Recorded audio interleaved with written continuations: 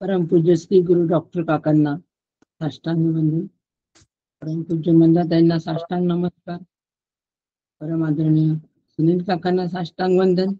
आदरणीय मंदाताईंना साष्टांग नमस्कार. तो ते आपणा सगळ्यांना जगदीश मूर्ती म्हणून साष्टांग प्रणाम करते. मांडव्य उपनिषद त्या अंतर्गत 7वी श्रुती चालू आहे आपली. आणि 7वी श्रुतीच्या अंतर्गत काकांची फार सुंदर ओवी आहे की तो श्रुतीप्रमाणे कळे, विरक्ता स्वभावे फळे, अखंड ध्याने आकळे ज्ञानरूप. आम्हाला तुरीय जो आहे, चतुर्थ पाद जो आहे, त्या चतुर्थ पादाबद्दल श्रुती वर्णन करते आहे. आणि तो चतुर्थ पाद समजून घ्यायचा असेल तर श्रुतींप्रमाणे आम्हाला कळून घ्यावं लागेल. श्रुतीने जसं आम्हाला समजावून सांगितलं आहे, ज्याप्रमाणे स्पष्टीकरण केलंय त्याप्रमाणेच आम्हाला तो कळवून घ्यावा लागेल. त्याप्रमाणे तो आम्हाला कळेल.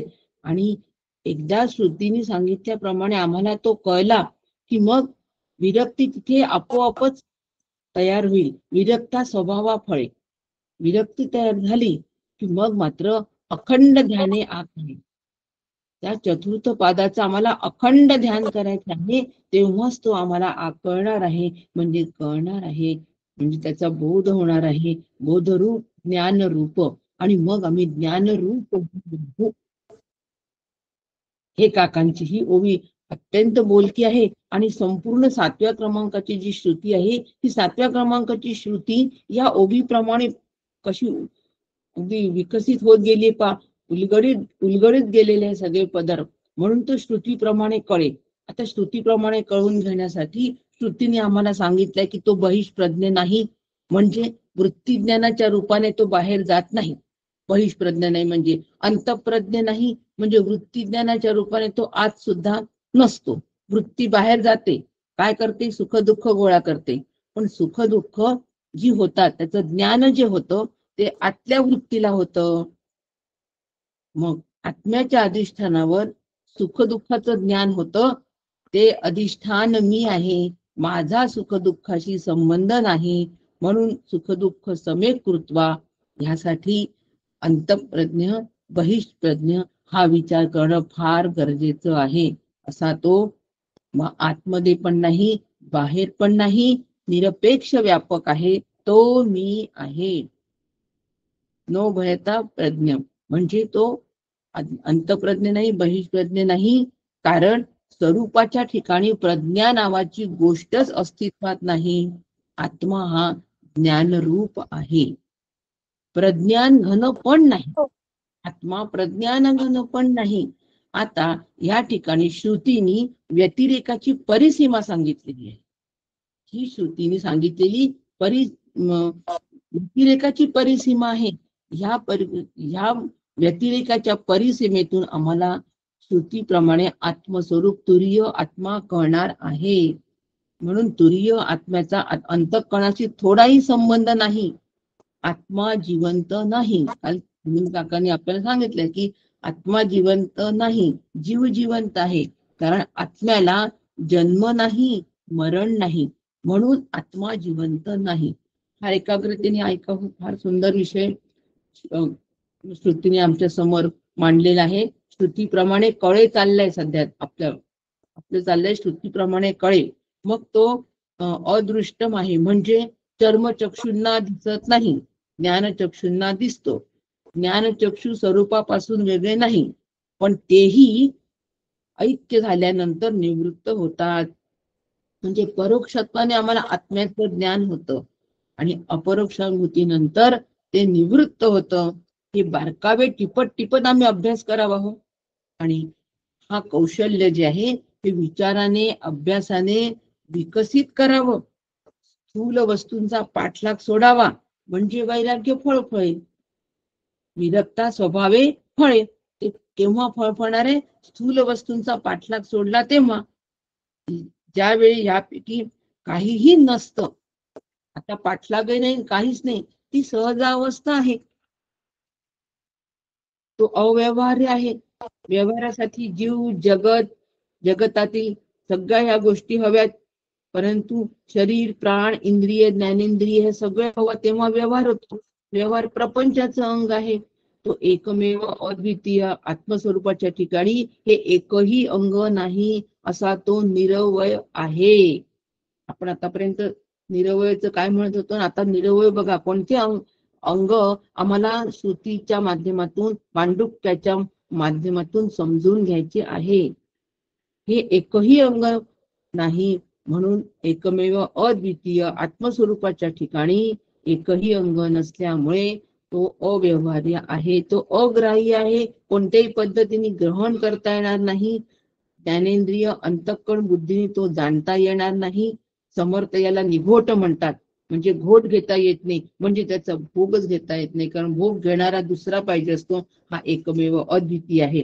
ही बेसिक लक्षात घ्यायचं, सूत्र लक्षात घ्यायचं आणि सूत्री राहुनी खेळावे, जीवन आनंदाचे करावे आयातन. तो अलक्षण आहे, म्हणजे त्याला एकही लक्षण नाही, तो सुलक्षणी नाही, तो कुलक्षणी नाही, तो निर्विशेष आहे, तो अचिंत्य आहे, त्याचं चिंतन करता येत नाही. अशा ठिकाणी तो एकात्मसार आहे, त्याचा निर्देश पण करता येत नाही. असा त्याच्या ठिकाणी प्रपंचाचा मागमूसही नाही, प्रपंचाचा मागमूसही नाही. ह्या पद्धतीने निषेध प्रमाण वृत्तीने सर्व विशेषणाचा त्याग करावा. आधी निषेध प्रमाण वृत्तीने सगळं समजून घ्यावं. काय आपली हवी की श्रुती प्रमाणे कळेल, मग त्याचा या सगळ्या विशेषणाचा त्याग करावा. ग्राह्य, लक्षण, त्याच्यानंतर चिंतनीय, व्यवहार, हे सगळे विशेषण आहेत व्यवहारातले जीवाची. सगळ्याचा त्याग करावा, म्हणजे वैराग्य येतं. आणि त्या विशेषणामध्ये न रमता ती विशेषण आत्म्याच्या अधिष्ठानावर अनुभवाला येतात आणि व्यावहारिक सत्तेमध्ये व्यवहार होतो. म्हणून आत्मा निर्विशेष आहे व तो मी आहे, असा निर्णय आम्ही सतत करायला पाहिजे. एकदा या निषेधाने वैराग्य येतं आणि मग आत्म्याचे अपरोक्ष ज्ञान सहज होतं. म्हणून श्रुतीप्रमाणे कळे, विरक्ता स्वभावे फळे, अखंड ध्याने आकळे ज्ञानरूप. आता असा जो आत्मा आहे, चतुर्थ पाद आहे हा, प्रपंचोपशम शांत, उपशम, या सगळ्या प्रपंचाचा उपशम या ठिकाणी सगळा झालेला आहे. म्हणून त्याचं अखंड ध्यान केलं तर ज्ञानरूपता येते. आता हे प्रपंच उपशम कशा पद्धतीचं आहे हे आपल्याला अधिकारवाणी सुनील काका सांगतील. या ठिकाणी थांबते. राम कृष्ण हरी.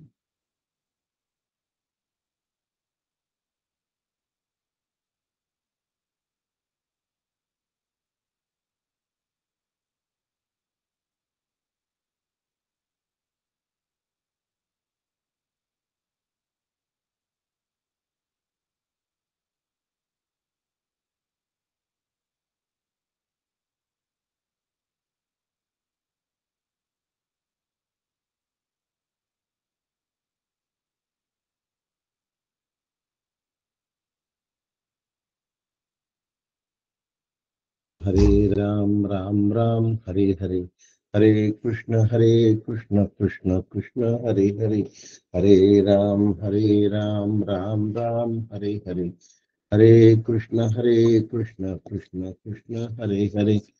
सद्गुरुनाथ महाराज की जय। वंशी विभूषित करन्नवनीरदाभा, पीतांबराधरुणबिंबफलाधरुष्टा, पूर्णेन्दु सुंदर मुखारविंद नेत्रा, कृष्णात् परं किमपि तत्त्वमहं न जाने।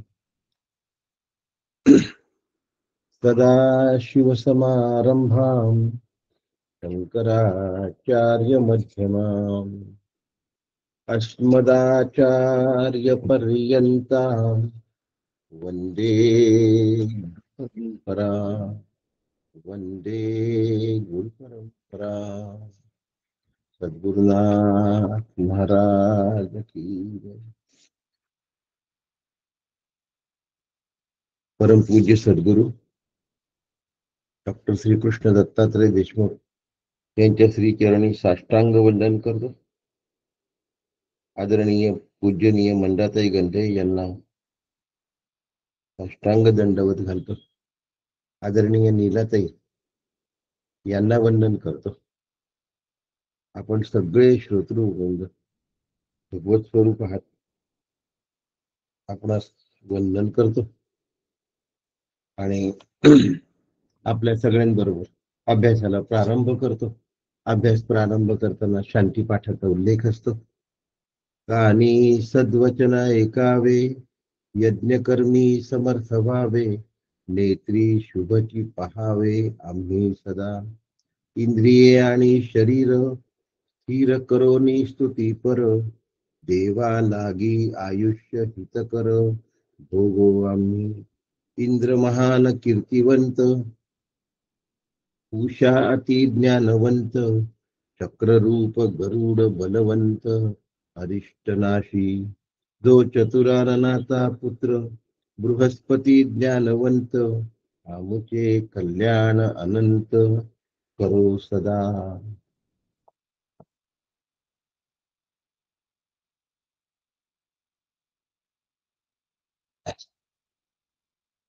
तुरीयचं वर्णन चालू आहे.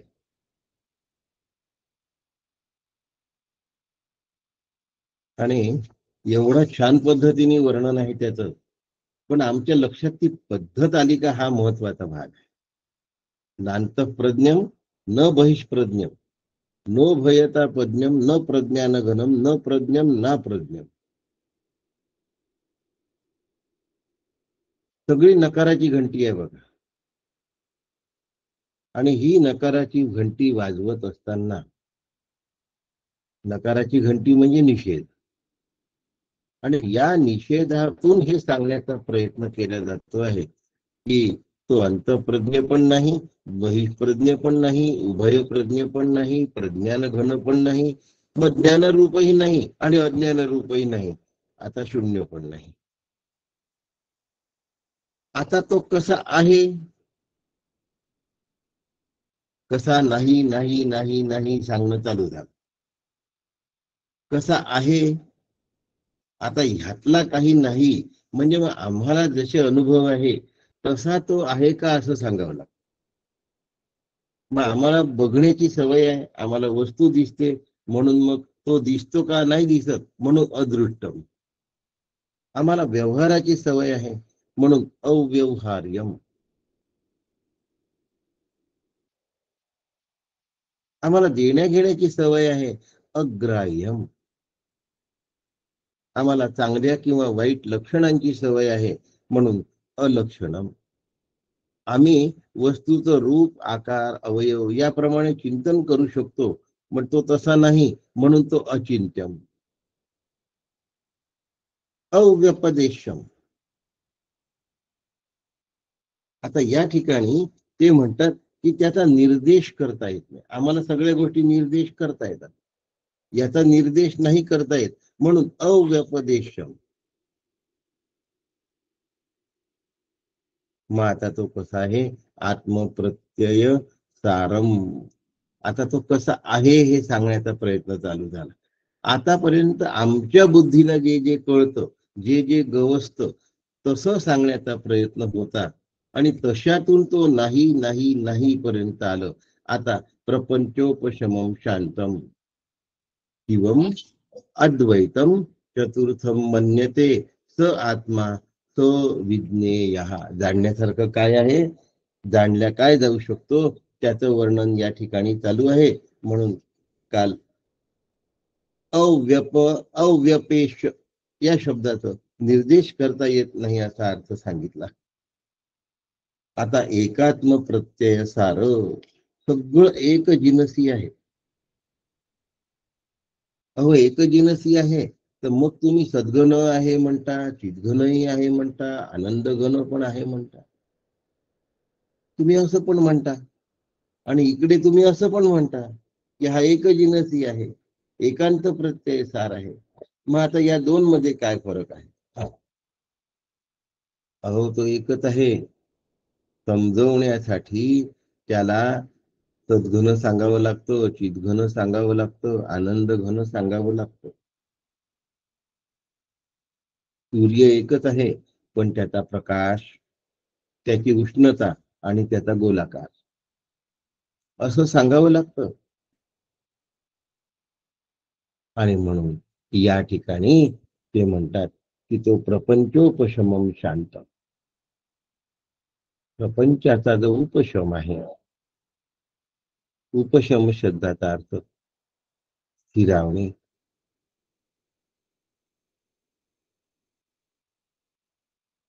पहिल्यापासून त्याचा प्रपंचच नाही, उपशम करायचा नाही, तो उपशमितच आहे. म्हणून तो आहे. आणि म्हणून शिवम अद्वैतम, म्हणून शिवम अद्वैतम, तो कसा आहे? अद्वैतम आहे, तो शिव आहे, तो अद्वैत रूप आहे. आता शांतम, कामक्रोध वियुक्तान यतीनाम यतचेतसा.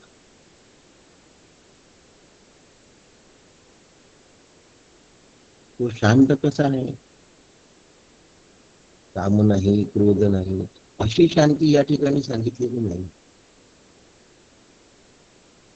मग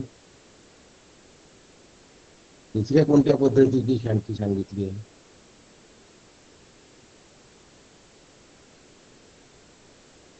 आठवा थोडस, मी पण सांगतो तुम्हाला. तर शांती माप नव्हती, न काम अचिरेणाधिगच्छति.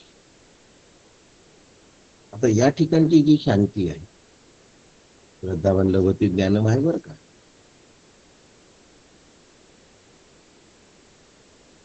इथे तत्पर नाही, इंद्रियाचा संयम नाही, या सगळ्या गोष्टी सांगितलेल्या नाही. कारण प्रपंच हा मुळातच उपशमित झालेला आहे, त्याला उपशमित करायचं नाही, म्हणून ही पण शांती तिथे नाही. ही शांती विचाराने आधीच येऊन झालेली आहे, ती ब्राह्मी स्थिती आहे. आपले मतलब अशा पद्धतीचे ते येणारे, ते तो स्थिर करतो अशातला भाग नाही, त्याला ते वाटतच नाही सगळं ब्रह्मरूप आहे असंच वाटत. म्हणून या ठिकाणची जी शांती आहे, त्याचा अँगल हा आहे. अपूर्यमाणमचल प्रतिष्ठम समुद्र मापहा प्रविशंती यद्वत तद्वत कामाय प्रविशंती सर्वे. आता ते सगळे आल्यानंतर तरी हा शांत राहतो. तिथे त्याला कामक्रोध दिसतच नाही, सगळे ब्रह्मरूपच दिसतात. म्हणजे डिस्टर्ब करण्यासाठी आतमध्ये खळबळ नाही, त्यांनी खळबळ शांत केली असा विषय इथे नाही आहे.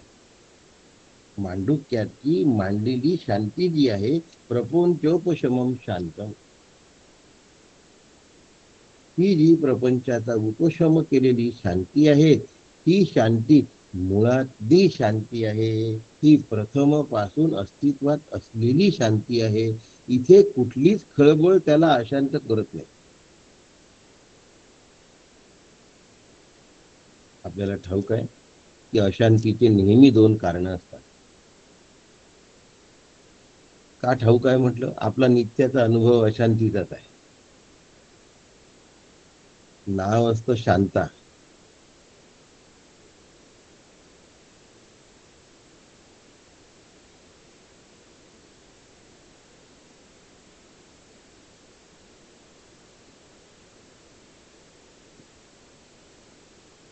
आणि आतमध्ये अशांतीच अशांती.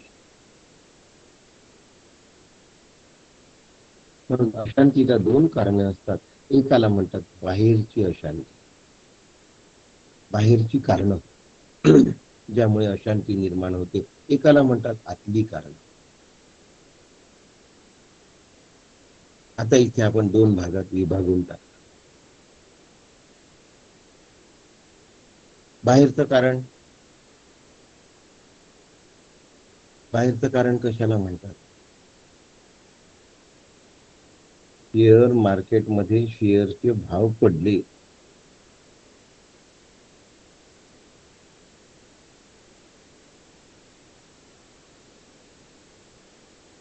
बिहारमध्ये काय होणार?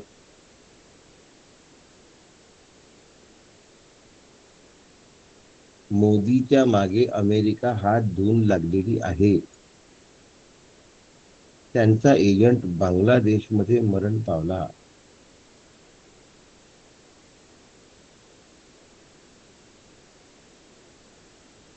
नको असलेली पाहुणे घरात येत आहेत. नाही म्हणता येत नाही आणि ते यावे असं वाटत नाही. या सगळ्यांना बाहेरची कारणं असतात.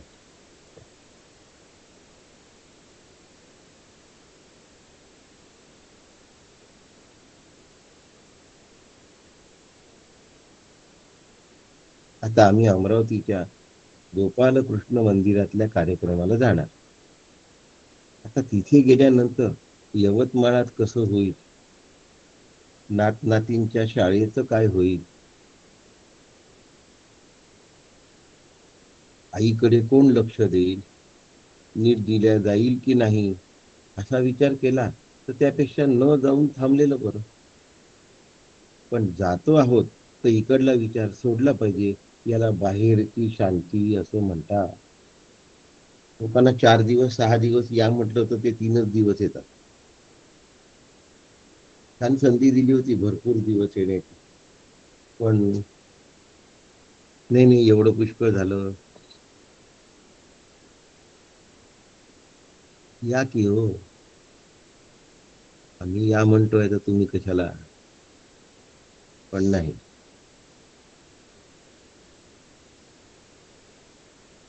अशांती आतमध्ये ओढवून घ्यायची.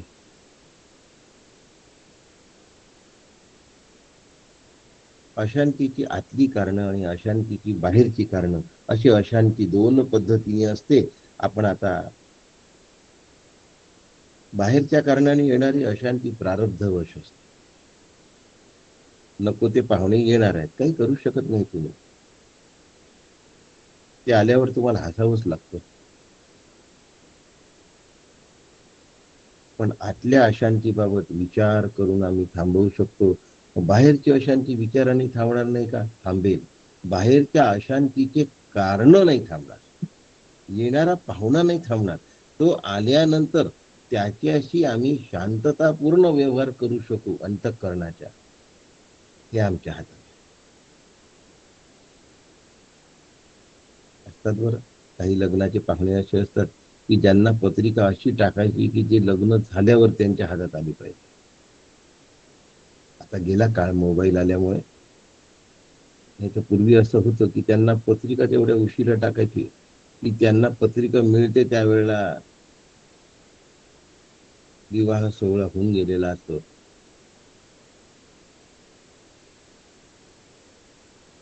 पण हे प्रयत्न हे सगळे बाहेरचे प्रयत्न आहेत. आतमधली शांती टिकवण्यासाठी आत काही नाही आणि बाहेर काही नाही हा विचार करता आला.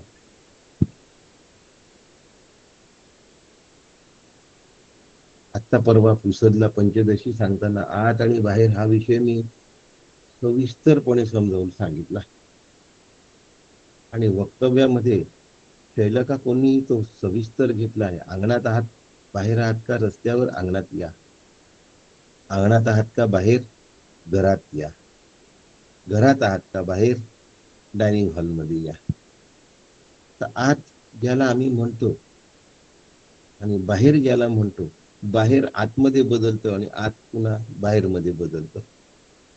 त्यामुळे या कल्पना आहेत आणि या कल्पना आहे हे जर कळलं तर अत्यंत शांत स्वरूप जे आहे ते मी आहे या ठिकाणी माझी शांती येऊन पोचते. इथल्या शांतीबद्दल सांगायचं झालं तर जागृतीतली शांती. जागृती स्वरूपाच्या अधिष्ठानावर आहे. ते अधिष्ठान मी आहे. मग जागृतीत घडणारे जे प्रसंग त्या प्रसंगांना मी साक्षीत्वानी जर बघत असेल तर माझी शांती टिकते. आता मांडुक्यातलं साक्षीत्व कसं आहे की ते घडलेला प्रसंग घडलेलाच नाही, तो भासलेला आहे. ही मांडुक्याची शांती आहे, जागृतीतली शांती. जे दिसत आहे ना ते भासलं आहे, कारण वास्तविक जग झालेलंच नाही, ते ब्रह्मरूप आहे. तरंग हा पाण्यावरचा भास आहे आणि पाणी ही वास्तविकता आहे. हे जर वास्तविकता आमच्या लक्षात येऊन गेली तर मग आम्ही तरंगाच्या मोहात जात नाही, लाटेच्या मोहात जाण्याचा प्रश्नच उद्भवत नाही. म्हणून जागृती ही जागृतीतला व्यवहार, अव्यवहार्य. सुंदर शब्द वापरलाय, अव्यवहार्यम आणि अव्यपेक्ष. या गोष्टी घडलेल्याच नाही. विचाराने हे कमवावं लागतं, कमवलेलं जपावं लागतं, जपलेलं टिकवावं लागतं आणि टिकवलेलं कायम राहतं. आणि मग नाथ महाराजांसारखं अंगावर 100 वेळा चुंकला तरीही शांती भंग पावत नाही, याला पराशांती असे. आधी अपराशांती जपावी लागते. मांडुक्याने कोणत्या पद्धतीने सांगितली? जग झालेलंच नाही. दुसरं, व्यक्तीकडून त्रास होतोय, जीवही झालेलाच नाही. मग जगही झालं नाही आणि जीवही झाला नाही, या अनुषंगिक मांडुक्यानी शांती मांडलेली आहे. आणि म्हणून मग ते म्हणतात की शेवटी काय आहे? ते मी आहे. ते मी आहे हा जर माझा ठेका कायम राहिला तर जमलं. पण हे ठेका चुकला तेव्हा तिथल्या तिथे लक्षात राहिलं पाहिजे, अरे इथे काहीतरी बिघडलंय. मी पाहून घेईन, माझ्यासमोर कोण काय करतो, मांडुक्य कळलंच नाही.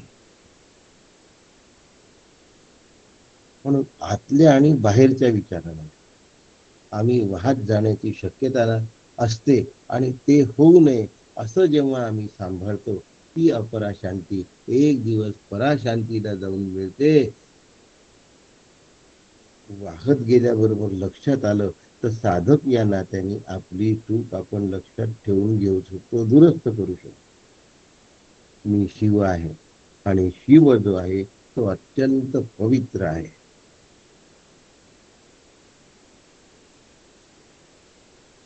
त्याच्यामध्ये 3 अवस्थांचा मळ नाही, त्याच्यामध्ये 3 गुणांचा मळ नाही, त्याच्यामध्ये 3 दोषांचा मळ नाही, त्याच्यामध्ये 5 ज्ञानेंद्रियांचा मळ नाही, त्याच्यामध्ये इंद्रियांचा मळ नाही. असा जो आहे तो एकमेव अद्वितीय आहे. स्वगत सजातीय विजातीय भेदरहित अखंड एक रस.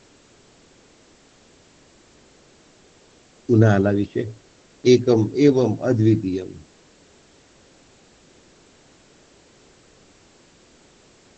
सांगतो समजावून. त्याच्या आधी आम्हाला आतला पसारा आवरायचा आहे हे लक्षात राहील. कोणाच्या आतला? माझ्या आतला. नेहमी उदाहरण देत असतो की आपण नगरपालिकेच्या गाडीत रोज जरी कचरा नेऊन टाकत असलो तर एक दिवस गाडी आली आणि जर म्हटलं की आमचं घर झाडणं व्हायचं आहे तर तुम्ही देता का झाडून, तर ते नाही म्हणत. काय झालं पाहिजे? तर तो पसारा माझा मला आवरावा लागतो. जीवानी केलेला पसारा जीवाला निस्तरावा लागतो. छान शब्द आहे वराडी, निस्तरावा लागतो. आतला पसारा आवरण्याचं काम जीवाने स्वतः करायचं असतं, मलाच ते नेटाने करायचं असतं. दुसरं, निरहंकारित्वानी करायचं असतं. तिसरं, निशेषत्वाने पसारा आवरायचा असतो, काही शिल्लक राहता कामा नये. चौथं, नियमितपणे पसारा आवरायचा असतो. पाचवं, निमूटपणे पसारा आवरायचा असतो. सहावं, नेटकेपणाने पसारा आवरायचा असतो. बघा किती झाले: नेटाने, निरहंकारित्वाने, निशेषत्वाने, नियमितपणे, निमूटपणे आणि नेटकेपण. 6. साधकावर फार मोठी जबाबदारी असते आणि जबाबदारीचा परमार्थ नको असतो. असं करा, एवढा उपास करा, एवढा तापास करा.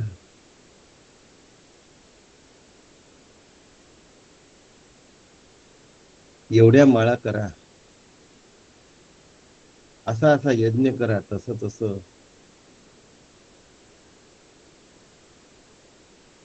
बस आतमध्ये आवरायला सांगितलं तर मग कठीण वाटतं, नको वाटतं. असा परमार्थ करायला नको वाटतो. मग काका म्हणाले, 100वर लोक मांडुक्य ऐकायला असतात. खूप चांगली गोष्ट आहे. ही गोष्ट फार आश्चर्याची आहे.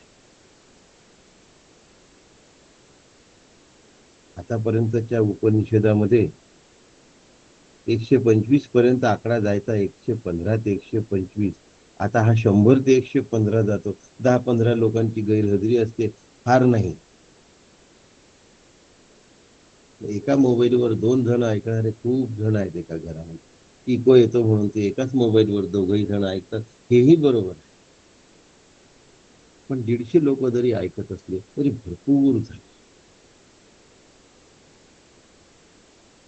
आवरलेला जर दुसऱ्यांनी पसारा आवरून दिला तर तो सुद्धा आम्हाला बघवत नाही.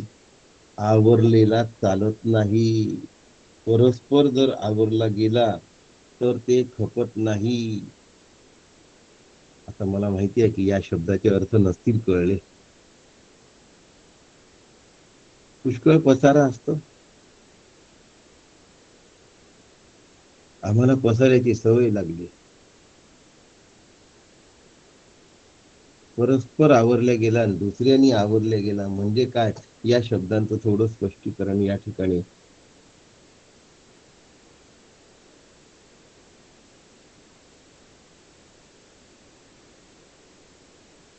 घरात आणखीन 4 लोक आले, मुलगा आहे, सून आहे, नात आहे, नातू आहे.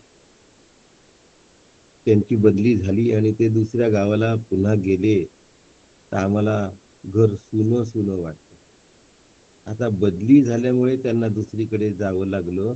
पसारा परस्पर आवरल्या गेला तर आम्हाला पसाऱ्याशिवाय चैन पडत नाही. मग आम्ही काय म्हणतो, एक तर तुम्ही आमच्याकडे या, नाही तर आम्ही तुमच्याकडे येतो. एक तर तुम्ही आमच्याकडे या, नाही तर आम्ही तुमच्याकडे येतो. एकमेका सहाय्य करू.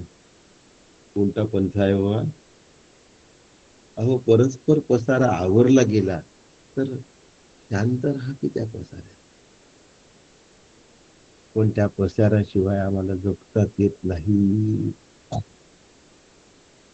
इतक्या सगळ्या गोष्टी आम्हाला साधक या नात्याने समजून घ्यायच्या असतात, तेव्हा कुठे शांती विलसते. सगळ्या घडामोडीतून स्वतःची सुटका करून घेतो, हे साधकाची जबाबदारी आहे, मोठं काम आहे. आमचं काय आहे, साधना म्हणजे ठराविक गोष्ट ठराविक वेळेला झाली. दिवसातून एवढं केलं की साधना झाली, असा भ्रम बहुतेक साधकांचा आहे. याला कृतिशील साधना असं म्हणतात. 16 पात्या, 16 करंज्या, त्या वेण्या,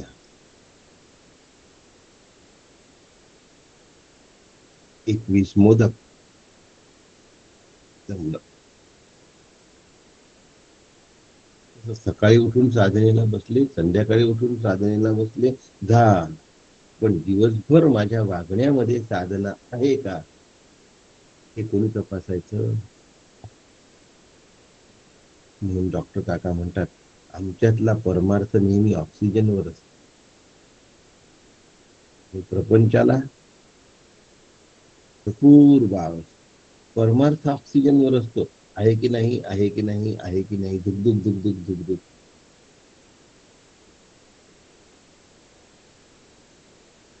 शास्त्र विचारांमध्ये जीव गडबड करून टाकतो.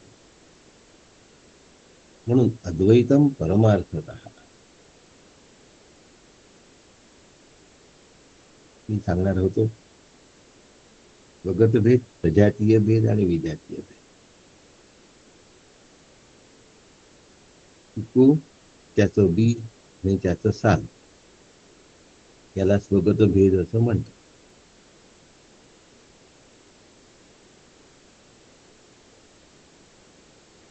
मोठा चिकू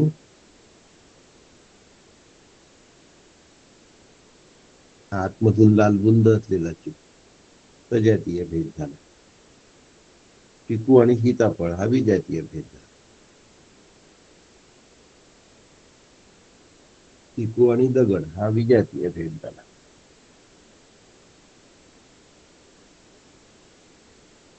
पण हे सगळं चिकू पुरतात राहतं आणि आम्ही इतके चिकू असतो की स्वतःवर त्याचा काही परिणाम करून घेत नाही.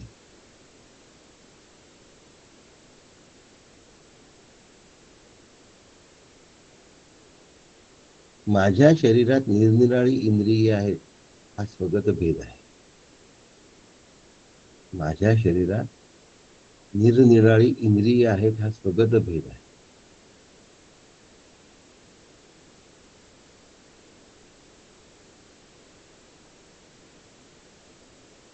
माझ्यासारखी अनेक माणसं आहेत हा सजातीय भेद. पशु आहे, पक्षी आहे, वनस्पती आहे हा विजातीय भेद आहे.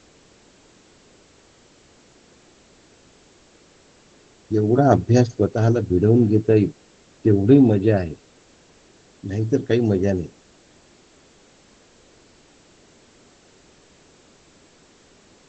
आपल्या जीवनाचा जर आपण अभ्यास केला तर आपल्याला कळतं की बिघडलं कुठे आहे. जिथे माझं बिघडलं आहे तिथे मला दुरुस्ती करून घेता आली. जगात काय बिघडलं याच्यात दुरुस्ती करून घेतो आम्ही, पण आपल्यात काय बिघडलं याच्यात दुरुस्ती नाही करत.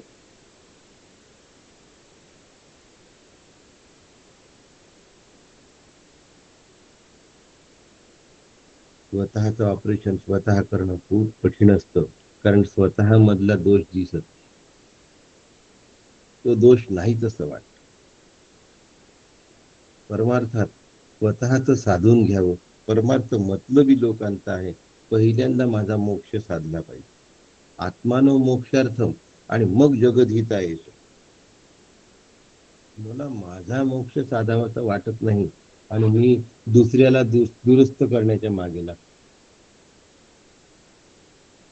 दुसरा चुकत असतो यात काही शंका नाही, पण आपल्या बरोबरीचा जोडीदार जर चुकत असेल त्याला दुरुस्त करण्याच्या भागी लागू नये. स्वतःला दुरुस्त करावं, स्वतःला घडवून घ्या.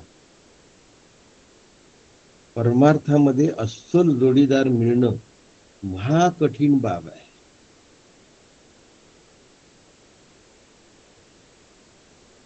कारण पहिले मी अस्सल आहे का हा पहिला विचार असतो. दुसरा अस्सल नाही हे माहीतच असतं, त्याला अस्सल कबूल करायला आम्ही तयार नसतो आणि मी अस्सल नसलो तरी मी स्वतःला अस्सल आहे असं समजून घेत असतो. मोठी मुश्किल आहे.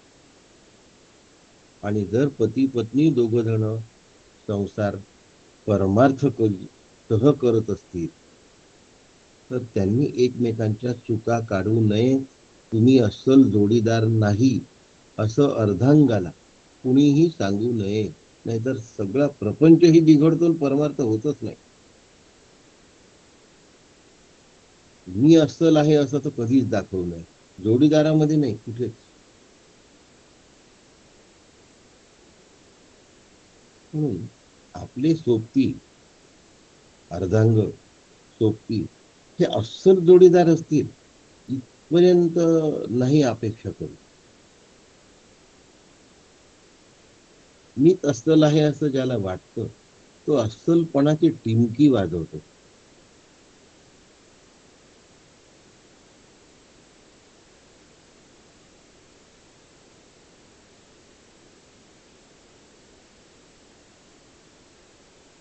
जे अद्वैत आहे ते आत्मा आहे. अद्वैताशिवाय जगात जाणण्यासारखं दुसरं काहीही नाही. खरं जाणण्यासारखं जे असतं ते अस्सल आत्मस्वरूप असतं, पण ते जाणल्यानंतर त्याचा उपयोग करून घेतला पाहिजे. काका म्हणतात नो द सिस्टीम. दुसरं वाक्य आहे यूज द सिस्टीम. आणि तिसरं त्याच्याही पेक्षा महत्वाचं, पहिले नो द सिस्टीम, त्यापेक्षा महत्वाचं यूज द सिस्टीम. त्याच्याही पेक्षा महत्वाचं, गेट द रिझल्ट. आणि त्यानंतर फॉरगेट द सिस्टम. अविद्या नाहीशी झाल्यानंतर विद्येची गरज नाही. वेदांताचा अभ्यास झाल्यानंतर त्या अभ्यासाने आम्ही जर अविद्या नाहीशी केली असेल तर नंतर त्या अभ्यासाचा काहीही डोक्यात चढवून उपयोग नाही. म्हणून फॉरगेट द सिस्टम.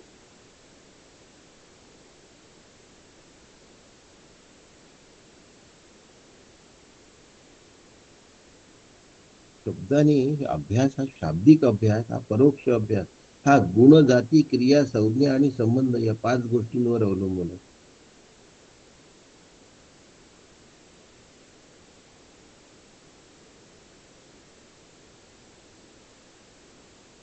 मी सद्गुणी आहे, दुर्गुणी आहे, हा गुण झाला.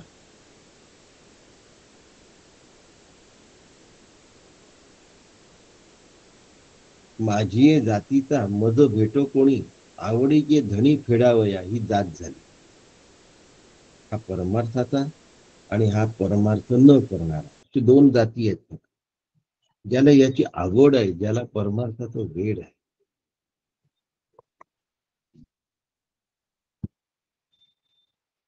तुकाराम महाराज, ज्ञानोबा यांची एक जात आहे आणि आमची एक जात आहे. त्यांना विठ्ठलाशिवाय करमत नाही. आम्हाला प्रपंचामुळे विठ्ठल आठवत नाही.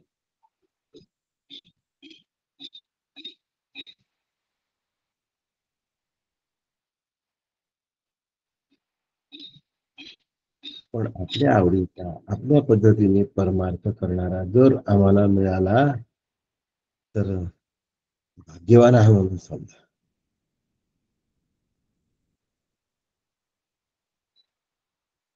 पुष्कळदा मित्रच परमार्थाचा सोबती राहतो आणि खपून अभ्यास करणारा, स्वतःला झिजवून अभ्यास करणारा,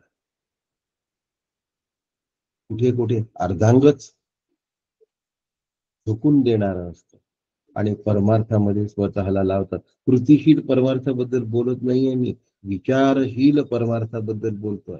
त्याचं सकाळी संध्याकाळी साधना केली, झाला आमचा परमार्थ. 1 तास अभ्यास केला, झाला अर्थ परमार्थ. त्याची अप्लिकेशन मी करतोय की नाही, तेव्हा एकात्म प्रत्यय सार मला दिसतो. तो एकमेव अद्वितीय, एकम आणि एवम शब्द वापरले. त्यानंतर अद्वितीय शब्द वापरायला पाहिजे का हो? एकमेव मिठाईचे दुकान म्हणजे असं एकमेव दुकान दुसरं असू शकतं, पण इथे अद्वितीय वापरल्यानंतर दुसरं असूच शकत नाही. एकमची एक फोड आहे आणि एवमची पण एक वेगळी फोड आहे. आपला तो विषय नाही आहे. एकात्म प्रत्ययसार हा आपला विषय आहे. एकदा जे जसं झालं तसं आहे हे कळलं की मग साधनेचे कष्ट घेण्याची गरजच पडत नाही. काय सुंदर वाक्य आहे हो हे. आम्हाला असंच तर सांगायला पाहिजे कोणीतरी. तेच साधनांचे खेकटे टिके कैसे, 155 नंबरची ओवी बघा. ब्रह्म एकले एकटे, ते आपणची दाटे, पसरले तेच आहे, एकटंही तेच आहे. आणि एक एवम, तेच साधनांचे खेकटे टिके कैसे, साधनच द्वैत आहे हो. साधन करावं लागत नाही. साधन आणि ब्रह्माची प्राप्ती होत नाही. काल परवा समजावून सांगितलेलं आहे मी. अज्ञान निवृत्ती होते बस. पण खूप जणांना कृतिशील साधना करावीशी वाटत असल्यामुळे साधनेच्या भयंकर कष्टामध्ये आयुष्य निघून जातं. 156 नंबरची काकांची ओवी बघा. ऐसी या ब्रह्मा उपासिता, काहीच न लगे हाता, साधनी खडतर राबता आयुष्य जाईल. काही लोक खूप साधना, पांढरं तर पांढरंच अन्न खातात, त्यात दुसऱ्या रंगाचं काहीच चालत नाही. मग चिकू नाही चालत, केळ चालतं, भगर चालतो, साबुदाणा चालतो, पांढरच खाणार.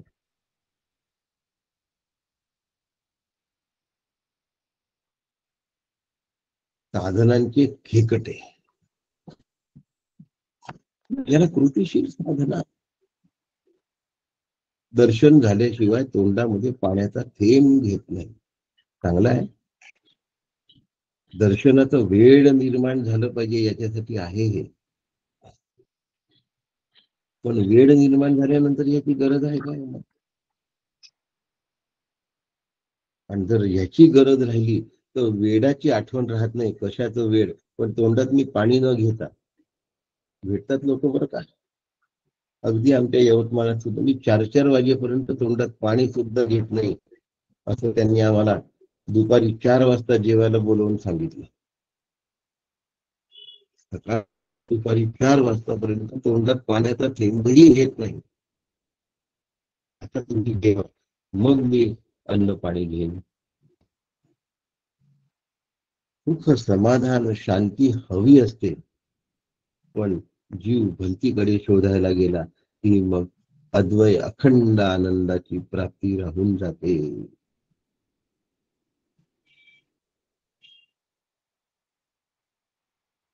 स्वरूपात हरवून जायला हवं.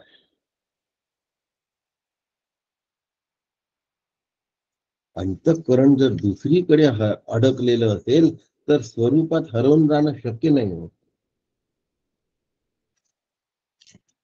साधनामध्ये अंतःकरण जर अडवून गेलं तर मग तुर्य नाही करत. 177. ऐसीने एके वृत्ती ते ज्ञान भलते परी होते, म्हणून वृत्ती साधना ते तुर्य ना कळे.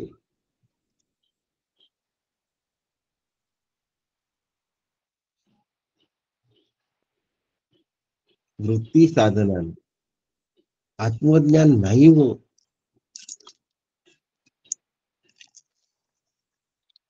कोरडा कचरा, ओला कचरा. भावनेचा कचरा हा ओला कचरा आहे आणि शुष्कता परमार्थामध्ये येते तो कोरडा कचरा असतो. दोन्ही नको आहे. स्वतःच्या आत जेव्हा मी स्वतः डोकावून पाहतो ना, तेव्हा लक्षात येतं काय झालंय आणि काय नाही झालंय. पारमार्थिक माणूस म्हणजे दगड नसतो.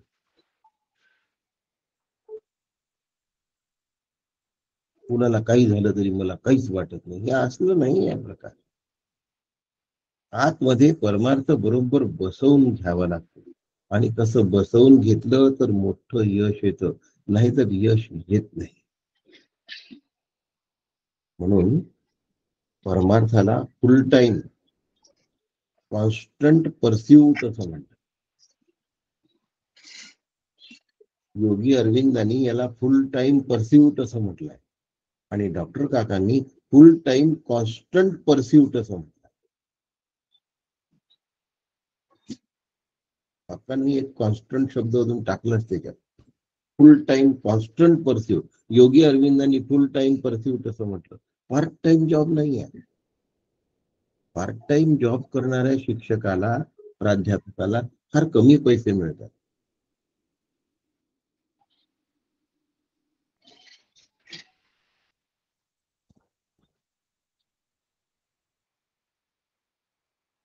जगताच्या चिंतनामध्ये वेळ वाया जाता उपयोगाचा नाही. मी स्वरूप आहे या ठिकाणी मला येता आलं पाहिजे, आणि हे निश्चित झालं पाहिजे. ज्याची तुझ गुंती ते तो मोकली की अंती. ज्यांच्यात तू गुंतून पडलायस ना, तेच तुला सोडून दिल्याशिवाय राहणार.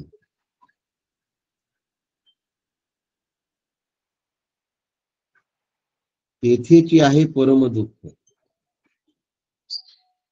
जे जे वाटे सुख तेथेची आहे परम दुःख. आधी सुख मग दुःख नेमस्त आहे. आधी सुख, आधी अंती दुःख नेमस्त आहे. तुझ्या बरोबर कोणीही येणार नाही, म्हणून मन कशातही अडकवून न ठेवता नियतम कुरु कर्मस्तव कर्म ज्यायो कर्म. नियतम कुरु कर्मस्तव. जे करायचं आहे ते कर्तव्य बुद्धीने कर, कोरडेपणाने करू नको. तो सगळीकडे भरलेला आहे, मग कोरडेपणाने का करतो? कर्तव्य सुद्धा प्रेमाने पार पाडताय आणि निरपेक्षतेने पार पाडणं फार महत्वाचं आहे.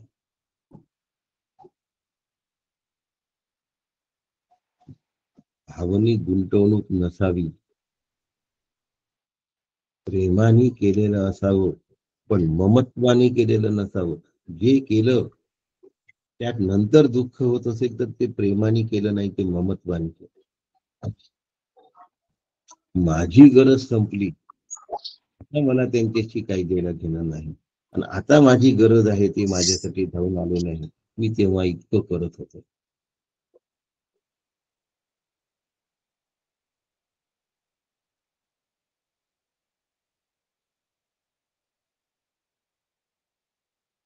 प्रश्न उपाधीचा आहे. मोकळं मन असण्याची फार गरज आहे. अभ्यास करत असताना विचारपूर्वक अभ्यास केला पाहिजे, एवढा मुद्दा मांडतो आणि थांबतो, पण फार महत्वाचा मुद्दा एवढा लक्षात घ्या. मन मोकळं असलं पाहिजे.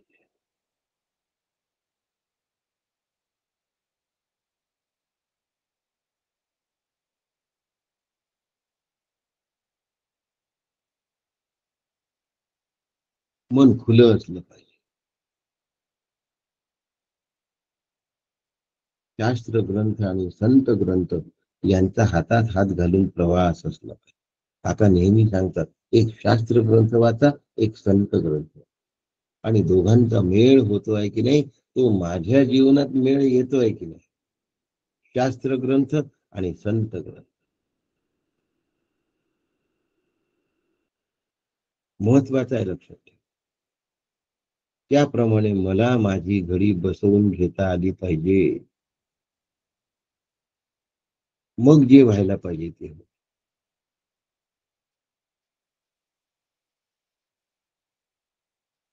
आत्मस्वरूपाने, आत्मानुभूतीने व्यवहारातलं काहीही मिळत नाही. आणि व्यवहारात जेवढे काही लाभ आहेत प्रपंचात, ते प्रारब्धानुसार होत असतात, ते साधनेने होत नाही. एखाद्या वेळेला ईश्वर कृपेने होतील, पण अन्यथा कृती त्याची रेअर असते, त्यामुळे तो नीट समजून घ्यावं. दुःख देवासी सांगावे, सुख देवासी सांगावे, दुःख देवासी सांगावे. सुखही देवाला सांगा आणि सुखही देवाला सांगा.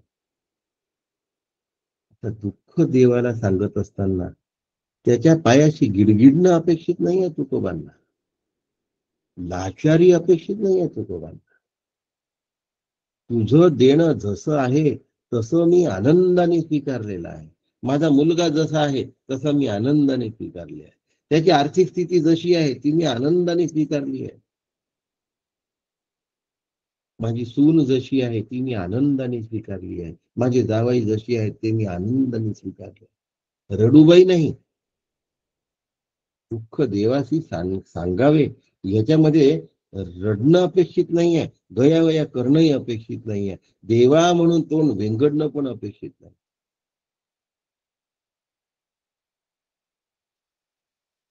पण आम्हाला महालक्ष्मीची पूजा करायला आवडते, कारण तिच्या दोनही हातातून अखंड मोहरा पडाव्या असं वाटतं.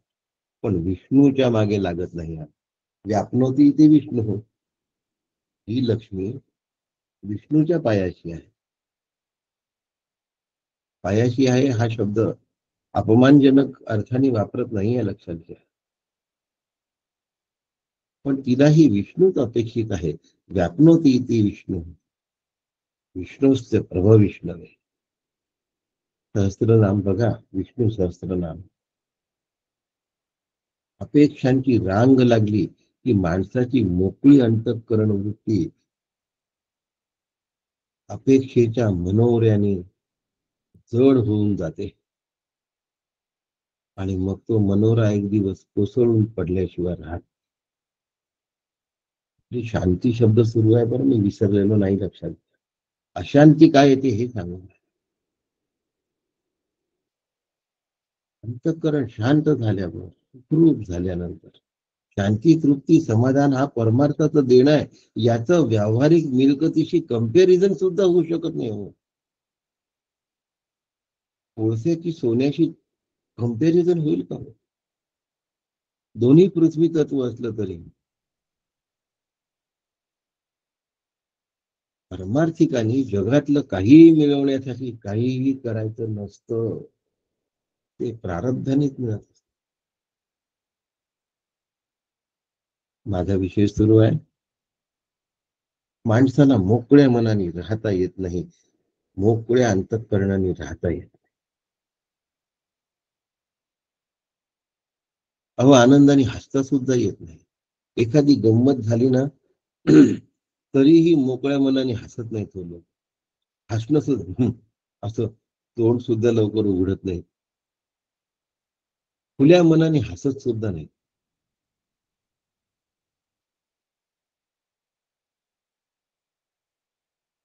म्हणून पिसाट हास्य करण्याचे क्लासेस लावण्याची गरज नाही आहे. तो एक नवीन प्रकार सुरू झाला, रावण हास्य. कृत्रिमरित्या हास्य करण्याची गरज नाही आहे. आम्ही स्वतःहून अंतःकरणाला आम्हाला हसता आलं पाहिजे, आनंद व्यक्त करता आला. याच्यासाठी अंतःकरण मोकळं लागतं, विचारांची दिशा बरोबर लागते. ते मी आहे हा विचार असेल तर समोरच्याच सुद्धा कौतुक आपोआप होतं, कारण ते माझंच कौतुक असतं.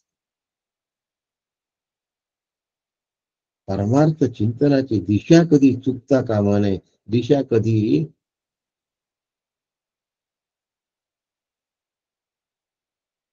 बदलता कामा नये. आपण पहिलं पार गेल्यानंतर ती नाव बुडवून नाही टाकायची. विज्ञाते परितत्वे शास्त्राधीती स्तुरिष्ठ.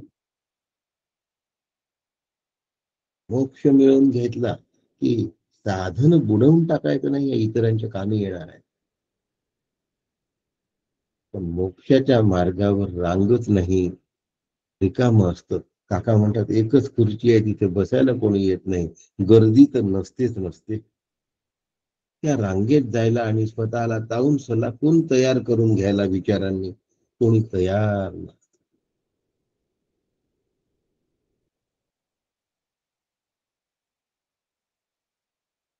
शांती, तृप्ती, आनंद, निर्भयता, अखंड समाधान या गोष्टी प्राप्त होईपर्यंत स्वतःला नेत राहिलं पाहिजे.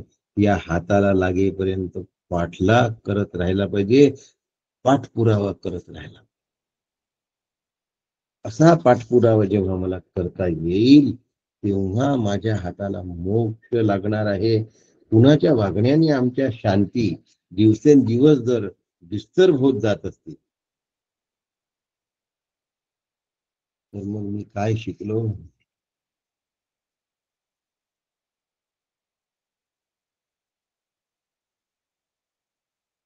तुरीयाचं वर्णन तर श्रुतीलाही करता नाही आलाय. मला काय करता येईल? पण तुरीयाचा अनुभव घेत आहे.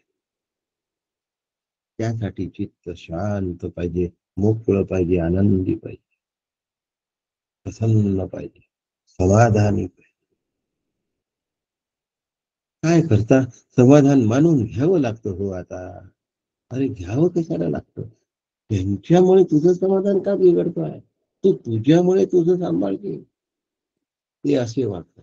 त्यांच्या वागण्याने काय करायचं? घरातले तसं ना, तुला तुझा मोक्ष मिळवायचा आहे. मोकळा राहा, आनंदी राहा, समाधानी राहा, शांत राहा, प्रसन्न अस. तूच तुरी आहेस, तूच आत्मा आहेस. हरिओम. राम कृष्ण.